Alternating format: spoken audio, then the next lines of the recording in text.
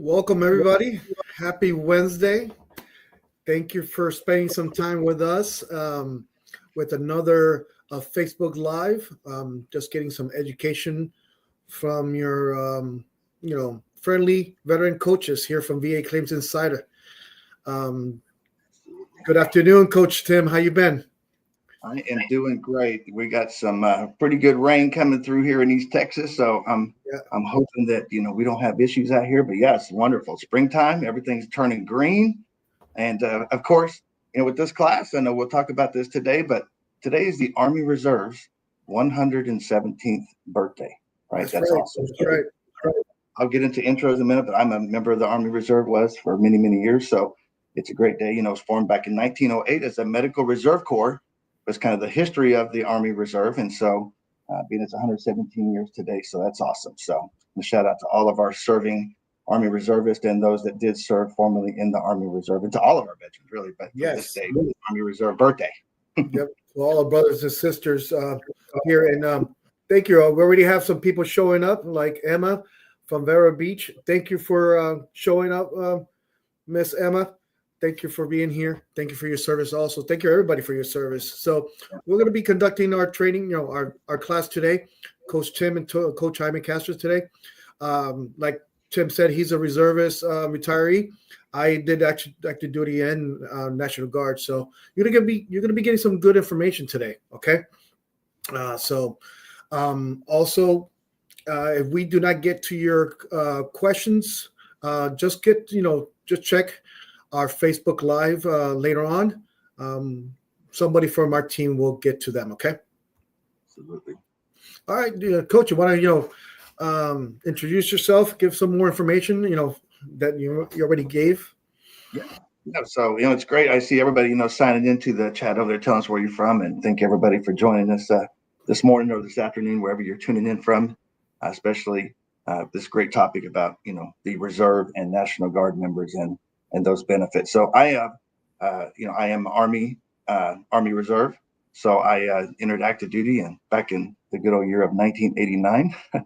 And then when I did my 8 years of active duty, I immediately switched over to Army Reserves and then did 24 years in the Army Reserve, serving all over the place and overseas as well, being called to duty, as we call it, moved across the pond many, many times with the Army Reserve. So this is a great topic for me. It's dear to me, my heart, when it comes to that. But yeah, I did a total of 32 years. Retired in 2021. Retired right here in the great state of Texas. So.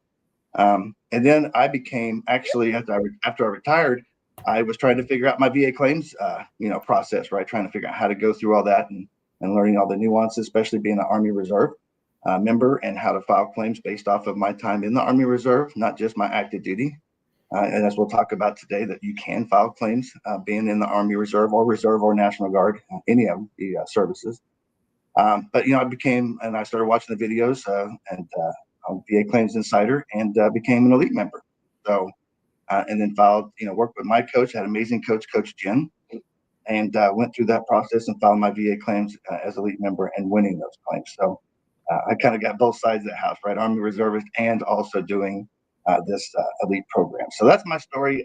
It's awesome. Glad to be a veteran coach, being able to talk to veterans on a daily basis about those many challenges in VA claims.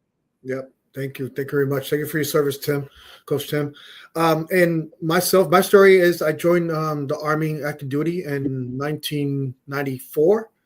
I was stationed in Fort Bragg, North Carolina. I was artillery with the 198s, and then I was also airborne. I, just like Tim, before leaving active duty, I joined the Florida National Guard because that's where I decided to live.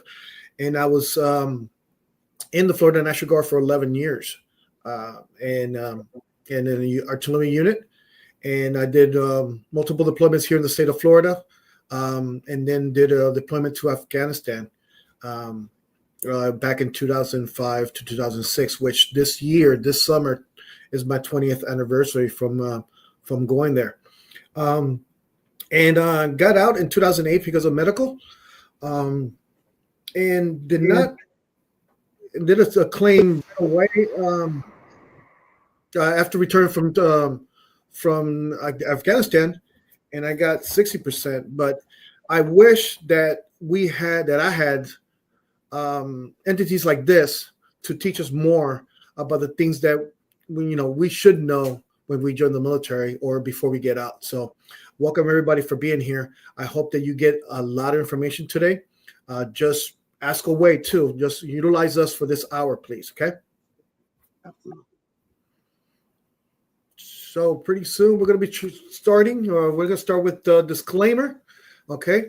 We are not accredited agents, VSOs, attorneys, or any other entities recognized by the Department of Veterans Affairs, the VA, and we're not affiliated with the VA in any way. VA Claims Insider is an education-based coaching company for disabled veterans exploring eligibility for increased VA disability benefits and who wish to learn more about that process.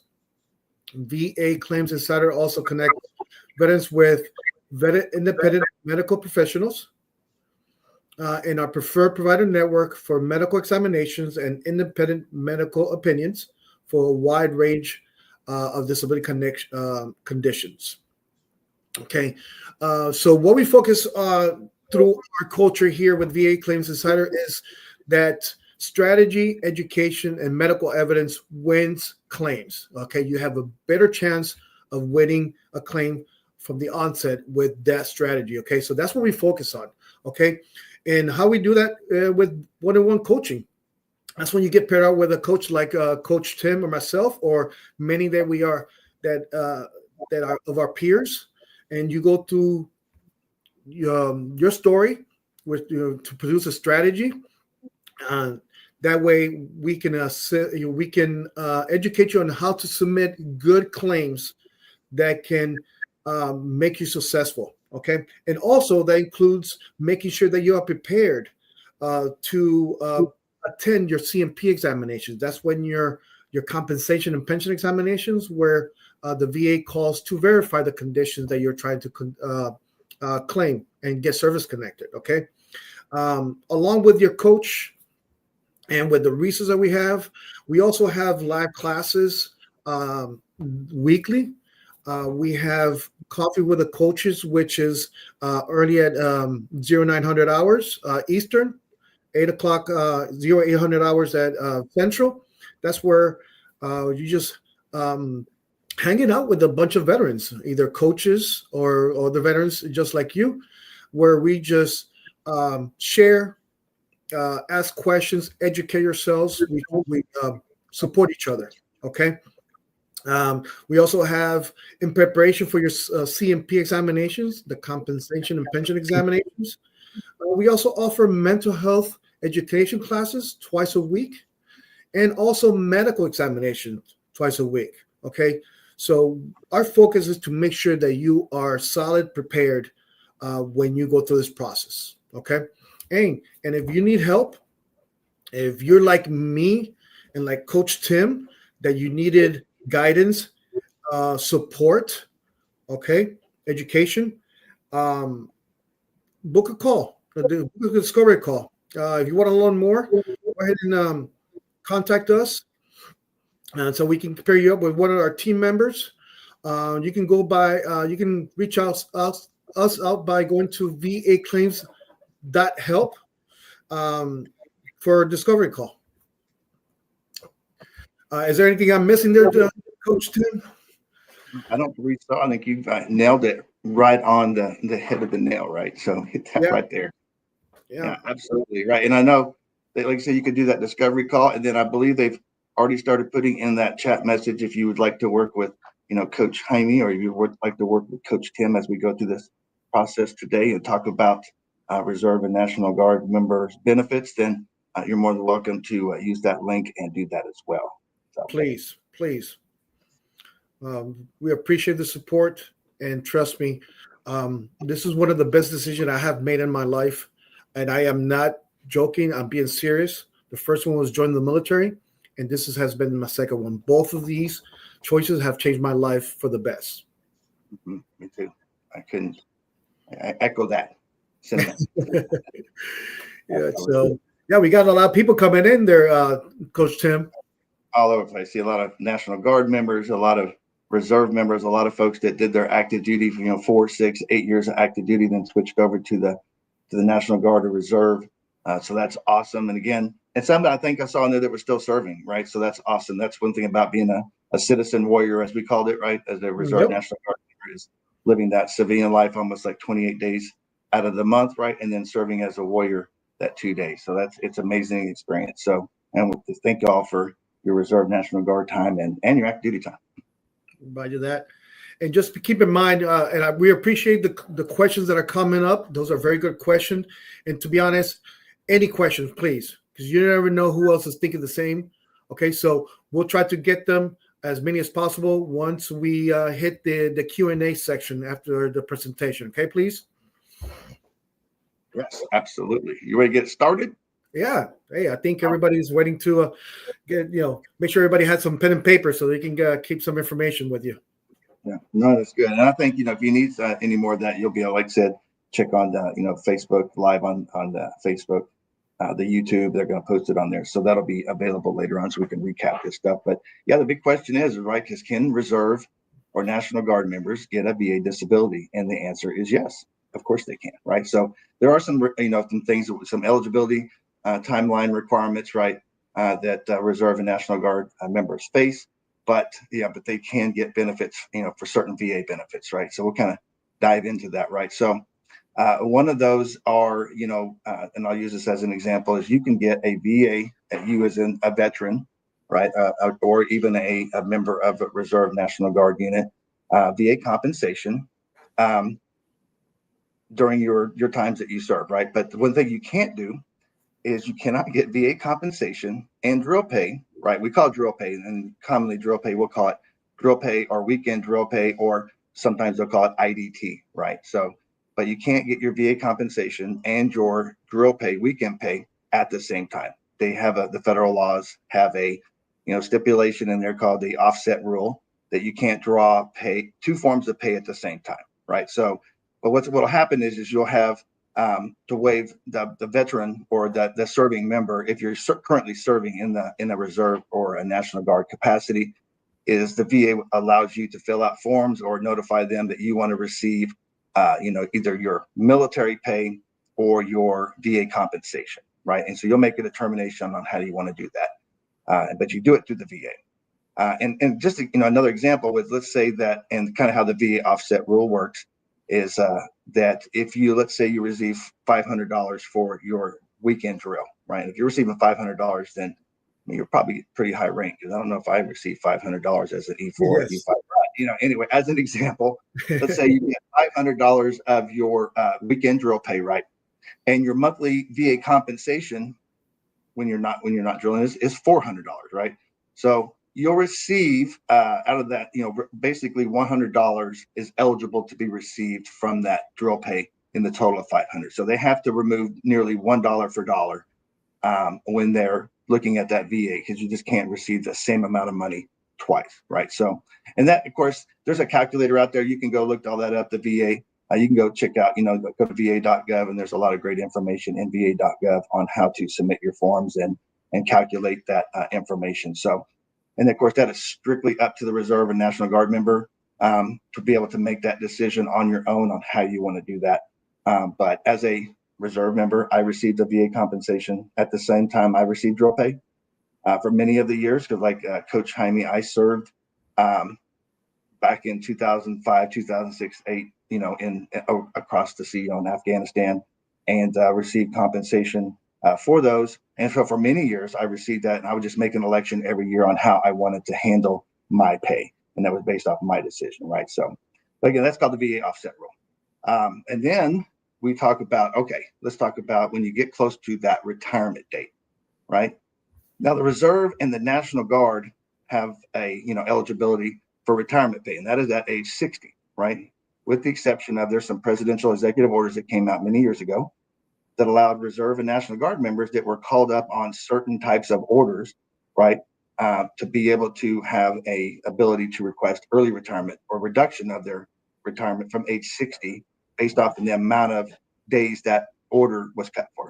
In other words, if you serve 365 days, potentially you could receive 365 days request to draw your pay If you did one at age 60, right, you could potentially start drawing your pay at 59, right? So that is, one thing that's out there for those. But what they have on there is when that member is eligible to, before they're eligible to draw their retirement pay, and they've done 20 years or more and are eligible to retire, and they're retiring, they go into what's called the gray area. It's called the gray area retirement.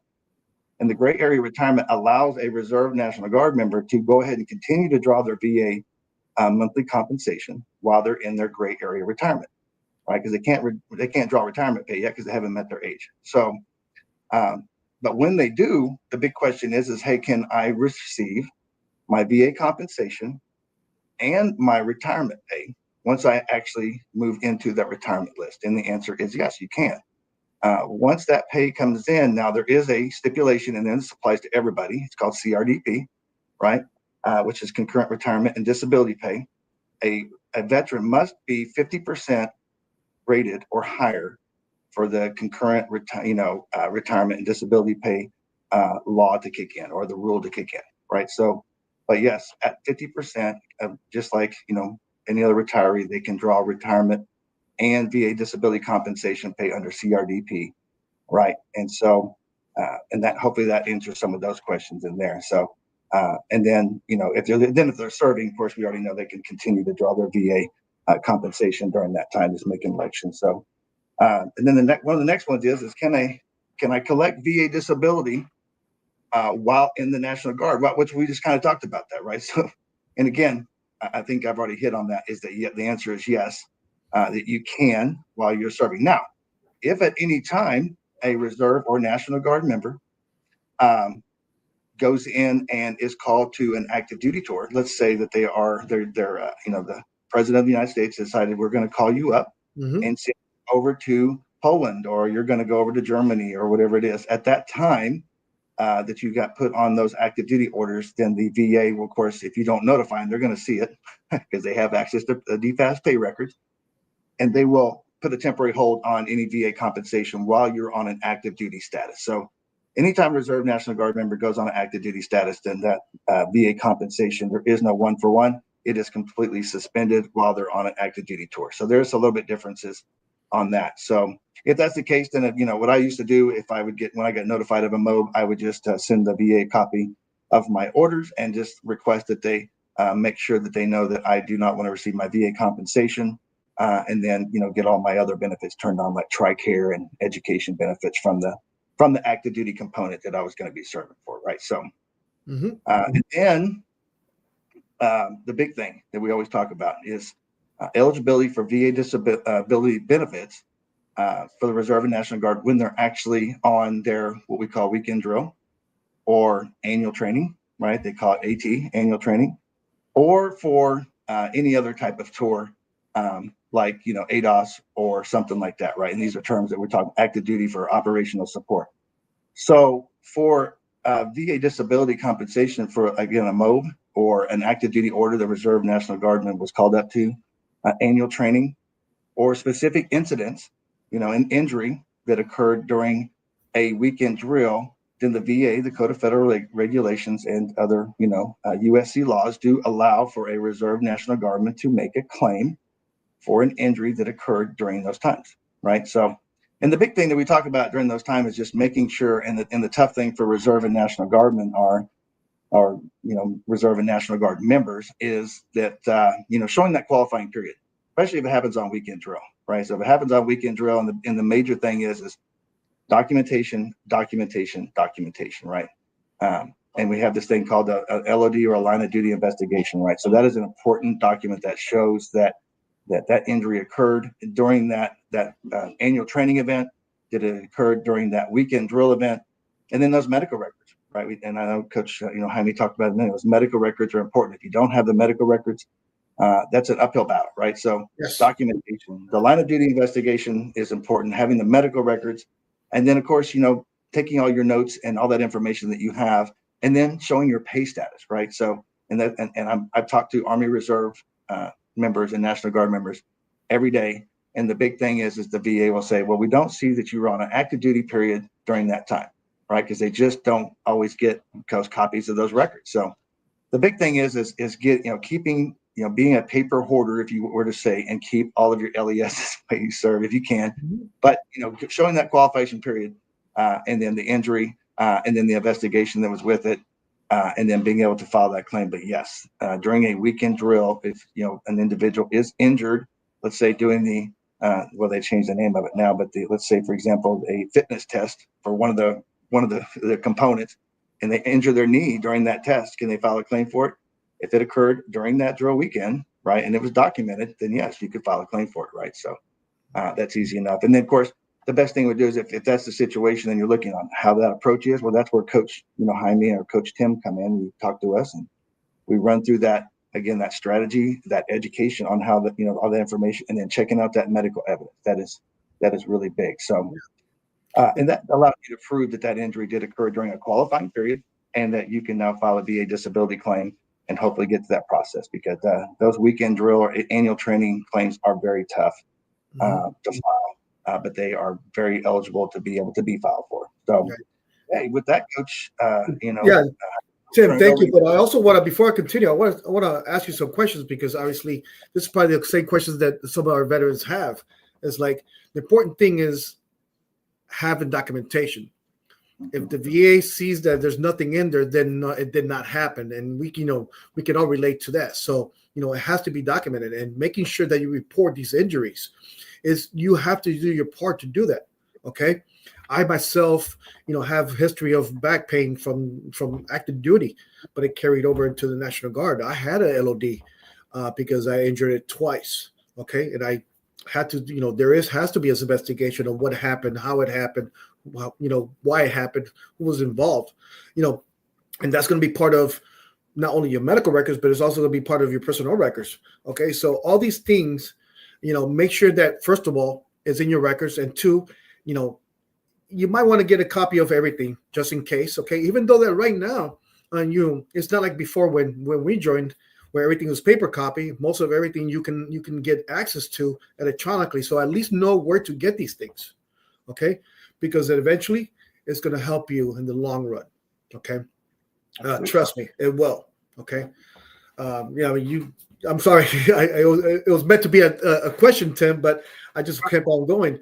But hey, you answer it yourself, like you said, that's exactly what it is, right? So, and that's the important part is that a lot of reserve and National Guard members think, well, this happened, 15 years ago. I don't have a line of duty investigation, but I have all my medical records, right? I have my pay records. So, and I was on that weekend.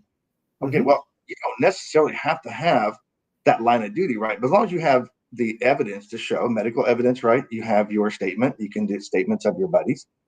And you have your pay records showing that you were on a paid status, right? Which is the requirement to show you were being paid on that weekend and being paid by the federal government. Therefore, you can make a claim for that. So there's all different ways to be able to look at it. And but the big thing is having that evidence. That is huge. Yeah. Thank you to Coach Tim. So now we're going to be talking about the other benefits you are entitled to as a National Guardsman or a reservist. Okay. And some include like monthly compensation if you have a 30%, a 10% service-connected condition or higher. Now, in order for you to understand what the pay scale is, the current pay scale, you can actually go into our blog at vaclaimsinsider.com, or you can get it directly from the va.gov. Okay, every year they post the current year's pay scale, and actually the previous years. I think up to like 7 to 10 years prior. Okay, home loan guaranteed. This is one that I've used, and I encourage everybody to use it if you're looking into this. In order for you to qualify, you have had to serve 6 years in the reserve of the National Guard, or still be in the National Guard and the reserves in order for you to qualify, as long as you're 90 days within active duty or have served 6 years in the National Guard component. Okay, education benefits, either the post 9/11 GI Bill, which that one was incorporated after obviously 9/11, and then the standard, the original one, which is the Montgomery GI Bill. Okay, you just have to make sure that you meet their criteria. And if you have any questions, go into our blogs once again, or go directly to va.gov, get information. Another thing you can do is, this is a good number to keep, is that toll-free number for VA. They're open from 8 o'clock Eastern to 9 o'clock Eastern, 9 o'clock p.m. And that's 1-800-827-1000. Okay, anything that has to do with your benefits, compensation, education, loans, give them a call to get better information. Okay, and then lastly, it's the healthcare. This is something that I wish I would have known. Okay, all veterans can get free healthcare and prescription medication for treatment of their service-connected conditions. Okay, if you are rated 10 or higher, you're eligible for enrollment in the VA priority group number 3 or higher, which means that you haven't had you won't have an inpatient, outpatient, or medication copays at all. Okay, so make sure you look into this or take advantage of the benefits that are here for you. Okay, yeah, and just use it. Okay, these benefits are here for you. Okay. Can a AGR, an active guard reservist, get VA benefits? Well, yes. As long as they meet the service requirements, they can get the benefits on AGR status. Okay. And one thing that some veterans ask is, like, can you join the reserves having a disability rating? Yes, you can. Okay. Yes, you can. And all the, as long as doesn't prevent you from joining the reserve, the injury or the condition. Okay. But sometimes you might get into the reserve of the National Guard with the waiver. So make sure that you talk to the local recruiters and make sure that you let them know what your situation is. Okay. And make sure you get the guidance from them. Okay. So anything else that we missed, Coach? I think we hit every point. I know we got some great questions already coming up into the chat that we'll cover here in a minute. So I'm looking forward to that. But yeah, everything looks, it's great. Like I said, if you join the reserves, if you're active duty and you've been out for 10 years, like, hey, I think I want to dedicate some more time. I'm like, absolutely, you can go in, like you said, and you're going to have to go through physicals and make sure you meet all that. But just remember the same rule would apply once you get in. If you're, like, say, rated at 50%, just remember that when it comes to drill pay and those different things, you will have to make elections because you can't, when you're being paid, there will be some, VA offsets for that. So, All right. Yeah. You want to go and start taking these questions from the top, bottom? Yeah, let's look at some of them, because some of them I know the answer to and some of them I don't really know the answer to, but we'll try to do the best we can, right? Yep. So I think the first one I saw here was from Mr. Chambers. Okay. I just separated 11 years active duty and in the reserves now. By the way, claim currently in step 6. Okay. Well, Mr. Chambers, hang in there. Okay. Six is, it's almost done, but sometimes they couldn't jump back. So just hang in there. And, if you want, like I mentioned before, you can always call the 1-800-827-1000 number to get a status check or to see. They will let you know, they can only give you so much. Okay. But when it comes to the claims process after the CMP, this is the hardest part, which is the waiting game. Okay. So this is where you have to practice patience. Okay. But also, while you're waiting on that, why not work on what's going to be next? Okay. Where, if you're considering something else, then, if you need medical evidence, that's when you need to go to your doctors. Okay. Or if you have to track a condition or the symptoms of the condition, use that time to build. Okay. Be proactive. Stay on top of it. Okay. Think about what's going to happen next. Absolutely. Now we have another good question in there, and this one is from Patrina. And Patrina says, I've always been told that you must be in some type of duty status when diagnosed or injured trying to get either service connected, right? This can be difficult while in the Guard or the Reserve. and how can this be done? So I think we talked about this a little bit, right? So the answer to that is correct. You have to be in a duty status, right? Just like, if you're on active duty and you file a claim for an injury on active duty, you're in a duty status, right? You are in a paid duty status of active duty. If you are during annual training, right, it's the middle of summer and your guard or reserve units have mobilized you out to some location for your 2-week, 14, 15, 16-day training event, and an injury occurs, right? You step off, jumping off the back of the old deuce and a half, as I would say, and you twist your ankle or your knee, then that is an injury that happened in a duty status during annual training. And during annual training, you're being paid by the federal government as a member of the Reserve National Guard. So you're in a duty status, and that claim is something you can look to file. The same with the, like we talked about for the drill weekend, right? Or that IDT period. Sometimes drill weekend can be, almost, Thursday, Fridays, Saturdays, and Sundays, depending on how that unit wants to do it. But if an injury occurs, and there's certain injuries, and I don't want to get into all of it, main injuries are, like a knee and ankle, your broken arm, you injured your back, fell downstairs, or something like that, right? So if that injury occurred during that, you're in a duty status, right? You're in a paid duty status, paid by the federal government. Even if you're guard, folks are like, well, I'm in the guard. The state's paying for that. On a drill weekend, the federal government funds the National Guard and Reserve to do that training. There's a mandatory requirement each year to do training, and that's funded by the federal government. So, and if you get injured on that weekend for that particular, you might have a claim to file. Again, it's just getting that information right, making sure, hopefully, that command team, conducted an investigation into it, and then, they sent you to the hospital. You got the medical records, and then you can show you're on a paid status. So each of those are a duty requirement, and that is correct.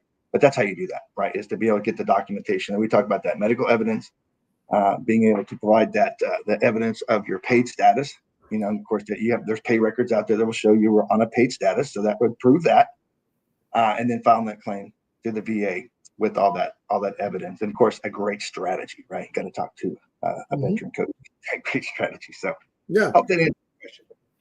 Yeah, one of the first things you have to do is just make sure it gets reported first of all. Okay. I understand that our culture in the military is to be tough, tough it out, do not complain. But you got to think about this, okay? What's going to happen in your future? You don't know if that injury that happened is going to get worse later on in life, okay? So please, take it upon yourself to make sure that you report it, okay? And then make sure that you have a copy of the report or the injury or your medical records, okay? Right. So like he says, getting your rear end to the doctor, the same thing happens. If you get injured on there, don't wait till, Wednesday in the middle of the week when you've left, right? You need to get into that doctor that weekend, right? That weekend to show the date timestamp of your being seen by that medical provider was the same time you were in a duty status. That's huge. So yes. Think about it. Okay. Thank you, Tim. And thank you, ma'am, for that question. I'm going to address this one very quick. LG1914. Okay. And I think you pretty much covered it already. I just want to make sure everybody, understands it. Question: when it comes to your DoD rating and med boarding, what are the benefits of being over 30 and 50? Okay. Well, over 30, when it comes to the VA rating, the compensation, at 30%, you receive additional compensation for the amount of dependents that you have, i.e., being married or having children or both. Okay. At 50%, if you'll be able to draw, like Tim commented before, you'll be able to get both the VA compensation and your pension, right, Tim? That's correct. So, and then of course that med boarding process too, right? Depending on, and not going too in depth. And if someone's going through a med boarding process, depending on, there's a whole bunch of layers involved in this, right? How many years did that individual serve? Did the med board recommend some type of severance or medical retirement stuff? So there's a lot of stuff in there. So, and I know we can't cover it all, but definitely look up. There's more information, especially go to, like this said, the VA Claims Insider YouTube page. And then the other resources the VA Claims Insider has that can show you all the different things that are laid out, especially if somebody went through a med board or went through what's called the IDES process, and then started their BDD and then did their claim, right? But they also received medical retirement. So there's a lot of layers in there. So really do that research on there, because we can't answer all the questions for this. Roger that. Yes, I'm gonna ask that our team put in the link to the VA Claims Insider, also the link to our VA Claims Insider blog, okay, and our YouTube page, because these are resources that are going to be. I mean, there's a lot of information. Trust me, we're accused of just uploading, bombarding our veterans with information, but it's all for the benefits, for your benefits. Okay, so please utilize all the resources that we provide you. Okay. Wise man said, information, right? Education. That is knowledge is power. Yeah. So, any other Let's see here. any other one that you want to Okay, tackle? question here. Yeah, I've got one here. This is a good one. This goes exactly what we were just talking about, and it's going to really reiterate. This comes from Stacy, and says Stacy Kaiser. So Stacy says, "Hey, so I had bulging discs in my back, prepping for a PT test, and went to the VA to be seen. They said I couldn't claim it because I was not on orders, but we have to maintain our physical fitness outside of drill, and that is a common thing, right? And that is, your drill weekend might be on a Friday, Saturday, and Sunday, but throughout the month, like Stacy said, there's a requirement, for the Reserve National Guard members to maintain physical fitness. Unfortunately, you're not on a paid status, right? So if you're doing your PT and prepping for that on the day that you show up to your drill weekend or annual training, well, then you're in a paid status, right? But there's a gray area of the activities that you perform outside of your duty status. I think we covered this with Patrina question, right? You're not in a duty status unless you are in a paid status and you're at the house. There's times when that might be the case, but it's very rare. Maybe online training or something like that. But yes, if you're at the house and it's not your drill weekend and you are doing PT to maintain that, unfortunately, there's not an avenue for eligibility to file a claim. And I really wish there was, but there's not. And Miss Stacy, I understand the sentiment. One of my conditions is my lower back along with my legs. And I've heard it multiple times outside of drill weekends. Okay. But I did heard it twice. One doing a AT, annual training, and one doing just a regular MUTA 5. Okay. And then in Afghanistan also. So just make sure that these things happen during your drill weekend or the annual training or any activation. Make sure it gets reported, please. Okay. Unfortunately, like Tim said. All right, let's get another one. Yeah.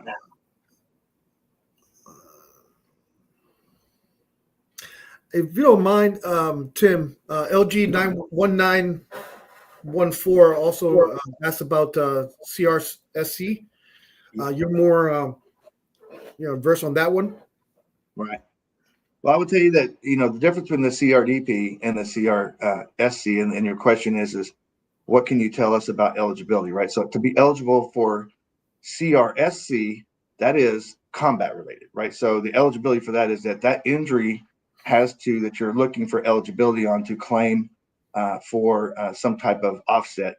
It has to be combat related, right? And then there's a whole process for this, right? So, for example, I have combat PTSD, right? I'm rated for combat PTSD. If I chose, because let's say I'm under 50%, so CRDP also comes into play on this. So if, let's say I was at 30% VA compensation and I wasn't eligible to get, my CRDP, and my injury was combat related, then what has to happen is the VA won't automatically, and the DFAS will automatically do this. A Reserve National Guard member who has a combat, and there's a way to find out. There's a code when your disability is rated, right? There's a code sheet. And on the code sheet, it will tell you if you're rated for something for combat, right? So that's number one, to establish that it's a combat related. Number two, then that Reserve National Guard member has to make an application to their service, right? They have to provide an application to their service under CRC to say, okay, I need you to be able to go in, verify my records that this injury that I am now VA compensated for was actually, they verified that it's combat, that you were in that combat area in an imminent fire, hostile fire pay area, and and get that letter back. And once you get that letter back, then you can make an application for CRSC. And then, of course, this is long drawn out thing, but when it comes to the PNT portion, so, but there is that benefit, because now at that percentage, you can have an offset to your VA compensation versus if you're drawing some type of other pay, right? Or if you're in 50% or more and it's a pension, right? Then CRSC and CRDP, then you look at which one is so what you can't have both at the same time. You got to do one or the other. In my case, I'm a retiree from the Army Reserve, eligible to draw my retirement pay. I have a VA compensation. I would select CRDP because the benefit is better for me there versus necessarily CRSC. So again, I'm hoping I explained at least the eligibility portion and how that affects your offset your P&T. Well, it's not really your P&T; it's your compensation pay for that. So I hope I answered that question the best I could. So yeah, thank you, Tim. Pretty much, you have to make your own decision to which one is more beneficial, right? Right, that's correct. Yeah. Thank you. This is a common question. This is from Stephen Paul. This is one of the first ones. Can PTSD, major depressive disorder, and anxiety be filed as separate disabilities? Okay. The answer is yes and no. Yeah, you can fill it out separately, but the thing is that when it comes to VA compensation, you can only be rated or compensated for one mental health condition. So that's what happens. It's called pyramiding. You cannot get compensated for pretty much the same conditions or similar conditions at the same time. Okay. So if you have more information or you need more education, reach out to us, get with the coach, either with Tim, myself, or the many coaches that we have here at VACI. We're ready to come and help you, educate you to make sure that you do everything properly. Okay. And that's part of the game plans. This is making sure that you submit claims properly. We're not here to, as you probably heard before, throw things at the wall to see what sticks. Okay, no, we want to make sure that we're going to, if you want to submit a mental health claim, then let's investigate. Let's make sure that you have everything there to have it ready to present to the VA to make it easier for you to go through this whole process from submitting, attending your CMP examination, and then if need be to challenge it if the outcome is not favorable. Okay, so thank you for that question. That's a very good question. Very good question. Yeah, there's a couple more in here too. So another one. So kind of hit them back to back just because one kind of leads into the other, right? They're about medical. So first one I hit is Monica. Monica asks, what to do if they can't find your active duty medical records. And this also goes for Reserve or National Guard, right? The National Records Center, right? Which is, common because I asked for mine too. And I got the same reply, Monica, which is, we can't find your active duty medical record nor dental records, right? So the option that you can do is I don't know if you filed a claim before, and it's really dependent on whether you filed a claim or you denied a claim or you were awarded compensation, but you can't go in and request a C-file, right? Your C-file is constructed by the VA for claims. So they will pull in once they're filed. A claim is filed. They'll pull all your records in. Everybody gets the notifications that the VA is in the middle of a process is requesting your active duty records, right? So they're pulling their records from everywhere into a C file, right? So one option is to go and request your C file, right? There's and I don't know if that's something we can post on here or not, but there is a process. So if you're looking for that process, you can again look at those VA Claims Insider resources on how to request your C file and try to get a copy of those medical records. Because I know I am still missing medical records from my first 4 years of service from 89 to 93 days. Nobody can seem to find them. But everything came in when the C file came in. So that was huge, right? Yes. So and I was able to reveal that there was some good stuff in there that I might have wanted to look at years ago, but didn't know how. So I hope that answers that is look at your C file, right? Because you're right. Most of those records were all sent over to the VA in the 90s, right? There was a new requirement that came out saying those services won't hold it, the archives won't hold it, and they'll send those medical records over to the VA. So that's where they're at. So, and then the next one, I hope I answered that for you, Monica. And then the next one I'll jump into real quick is where did it go down here? I found it a second ago. Did I lose it? Yeah. Oh, okay. This is from, is it Michael Fern? I think Michael. So he says, no military treatment facility at my guard unit, right, to be treated, and no LOD. I have civilian medical documentation. Any hope on getting a claim? So again, without talking to you directly, Michael, it'd be tough to figure out, is your civilian was your civilian medical documentation in that area? Because that's very common for Reserve and National Guard units to not have a military. In other words, they're not located on a military base, right? They're not located on a military base, an Air Force or Navy or Army, wherever it is base. They're located in the some town out in in the populace, right? So in those cases, or if something happens in the future, any medical facility, right? That individual, that Reserve National Guard member, with their unit, if that happens, can go to any facility. It could be urgent care, it could be anything, an ER. But it doesn't have to be a medical military treatment facility. And I understand that yours didn't have one, and maybe you didn't get seen that weekend. But if you did, or when that situation was, those civilian medical records, depending on when they were issued, they're evidence, right? They're evidence of the injury. So, but yes, if it's on drill week, it doesn't have, do not have to go to a military medical facility if one's not available. You can go to any private medical facility to document that injury from that annual training event or that weekend drill. That's a good one. That's a good question.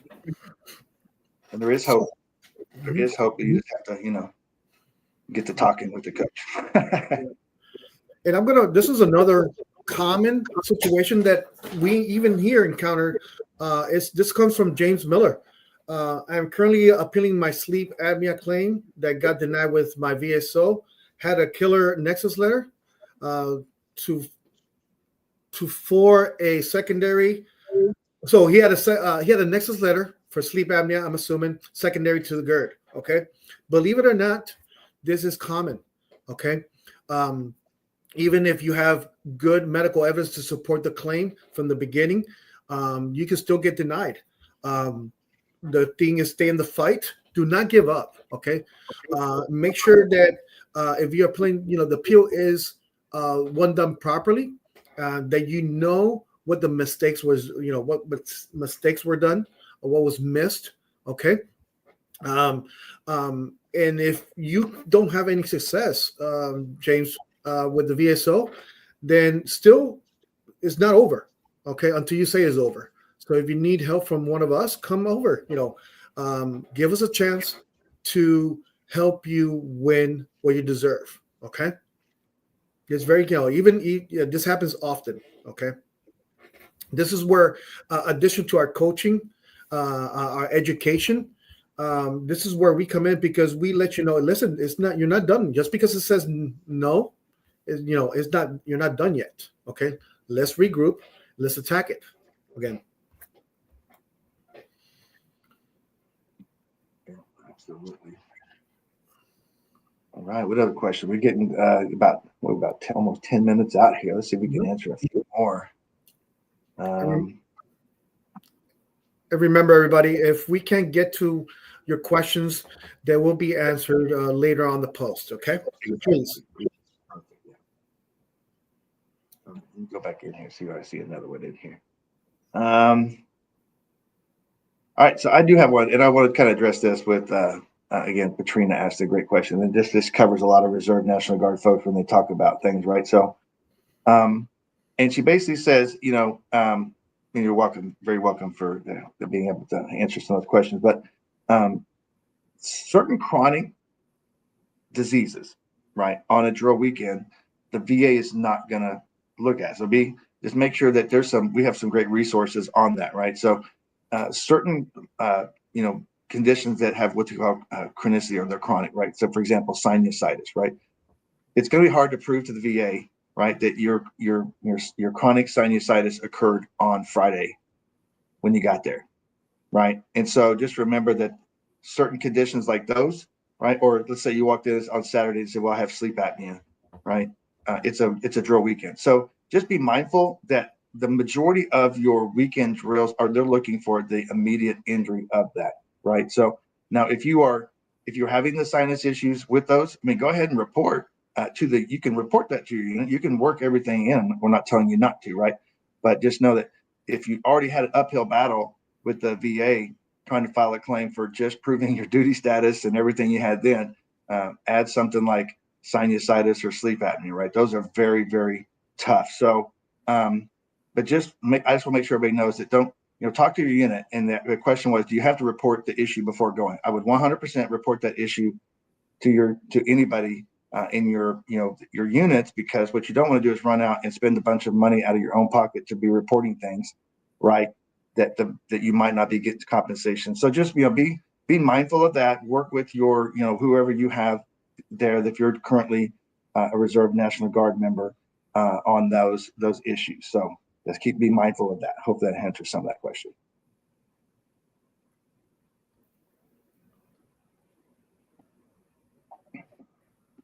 All right, what we got? Yeah, I think this is not a question, but it's a comment from. Let me see where I just had it. I hate when that happens. Sorry. I apologize, folks, for this. It's just that we're trying to, keep up and make sure that we cover, especially those common questions. Okay. Oh my God, where did it go? I'm so sorry, folks. But it was something related to. It's a shame. I can't remember who said it, but it's a shame that reservists and National Guardsmen don't get treated as active duty. Okay. Well, and understand your sentiment. Okay. It's just that's the nature of those units. Okay. We do annual training to, and then we do drill weekends. Okay. But the thing is that by you educating you on what you are entitled, what could happen if this happens, if you encounter an injury, okay, or if you get activated, you need to make sure that you understand that, that while you on paid duty, that if anything happens to you, you have to report it. Okay.